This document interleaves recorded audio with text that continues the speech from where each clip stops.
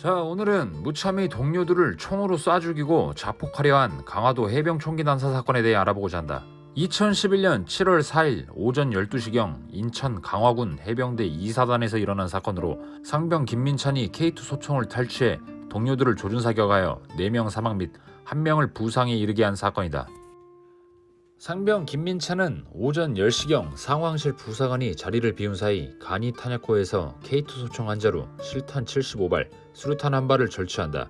10시 30분경 정준혁 이병과 공모 시도. 정이병은 처음에는 그러지 마십시오 거부했으나 그간 당했던 일들이 생각나 같이 범행을 저지르기로 판단. 이에 김민찬은 정준혁에게 고가 초수의 수류탄을 던지라 지시하고 본인은 이틀 전 경계 근무를 설 때 샀던 소주 한 병을 마신 상태로 범행을 시작한다.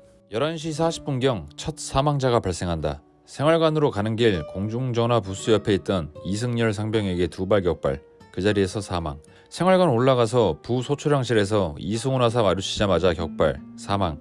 이후 이생활관 신속하게 침투. 근무 후 자고 있는 권승혁 일병에게 3발 발사, 사망한다. 우측 첫 번째 침상에 자고 있는 박치현 상병에게 발사. 국군 수도병원 헬기 이송 중 사망한다. 이때 옆에서 자고 있는 권혁 이병 총소리에 깨서 몸싸움을 시작한다. 몸싸움 과정에서 다리, 허벅지 쪽 3발 격발당해 부상 입었다. 생활관 밖으로 밀어내고 침대로 겨우 막음. 몸싸움 과정에서 동료 해병들 패닉 상태에 빠져 벌벌 떨면서 숨어만 있었다고. 평소 해병 정신 강조하던 선임들 그 누구도 도와주지 않았다. 부상 입은 곳 지혈을 부탁하나 지혈 법 모른다며 겁먹고 정신 못 차리자 본인이 직접 지혈하고 만다. 다른 생활관에 있던 해병들은 총소리에 무서워서 매뉴얼이고 나발이고 초소 밖으로 빤스런 시전. 사건 이후 근처 주민들도 여럿 보았다고 인터뷰도 하였다. 이 과정에서 선임들 한두 명만 도와줬어도 쉽게 제압이 가능했을 텐데 아쉬운 부분이다. 11시 50분경 총성을 보고받은 소초장과 복도에서 마주침. 지나가면서 소초장님 죄송합니다 말 남기고 K2 소총 이생활관 앞에 버리고 도주. 11시 55분경 체력 단련장에서 정의병을 조우한다. 수류탄 터뜨렸냐고 묻자 총소리 듣고 무서워서 못 던졌다 이야기. 이에 김민찬은 같이 죽자며 동반 자폭을 시도한다. 갑자기 살고 싶었는지 정준혁 수류탄 핀 뽑자마자 도망. 김민찬은 다리 등 전신에 골고루 파편상 입고 쓰러짐. 그대로 체포된다. 체포된 김민찬은 병원으로 후송 중에도 난동을 부려 진정제를 투여했다고. 조사 중에는 진술에 비협조적이며 날이 서 있는 모습이었다고 한다. 사건 이후 김민찬의 사물함에서는 여러 장의 메모가 발견되었는데 여기엔 자신을 비관하는 내용이 주였으며 본인은 학창시절 문제아였다. 다 포기하고 끝내고 싶다. 엄마 미안해 등의 부정적인 메모들이 많았다고 한다.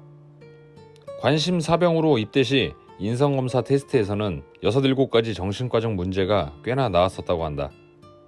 2012년 1월 13일 해병대 사령부 군사법원에서는 주범 김민찬에게는 사형을, 공범인 정준혁에게는 20년을 선고했다. 그러나 선고 직후 항소. 2012년 7월 10일 국방부 고등군사법원은 김민찬 1심 원심 유지하고 항소를 기각한다. 공범 정준혁은 원심을 파기하고 징역 10년으로 감형. 2013년 1월 24일 대법원에 의해 최종 확정받았다. 당시 수사관이 집안 문제나 개인적인 문제 때문에 그랬냐 질문하자 아니다. 구타, 무시, 기수열의 문제가 크다 이야기. 특정 선임을 언급하며 선임 대우 안 해줘 쌓여서 폭발했다고 진술하였다. 해병대는 삼진 아웃제를 도입, 구타, 가혹행위, 기수열애 등을 추방하겠다고 했는데 잘 지켜지고 있는지는 미지수이다. 사망한 4명의 해병대원들은 1계급 진급 국립대전현충원에 안장되었다.